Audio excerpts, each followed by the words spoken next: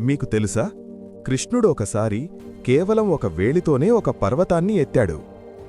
శాంతియుతమైన వృందావనం గ్రామంలో ప్రజలు ప్రతి సంవత్సరం వర్షదేవుడు ఇంద్రును పూజించేవారు.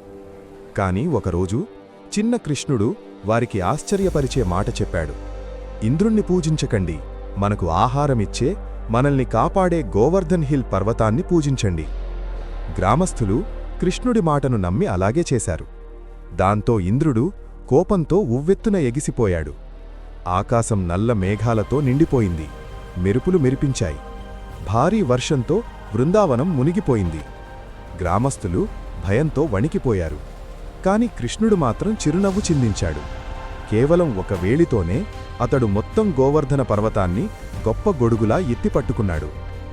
7 రోజులు 7 రాత్రులు ప్రతి గ్రామస్థుడు, ప్రతి జంతువు ఆ పర్వతం క్రింద సురక్షితంగా ఉండింది. చివరికి ఇంద్రుడు కృష్ణుడి మహిమను గ్రహించాడు. అతను వినయంగా నమస్కరించాడు. అలా ఆ రోజు తుఫాను పూర్తిగా ఆగిపోయింది.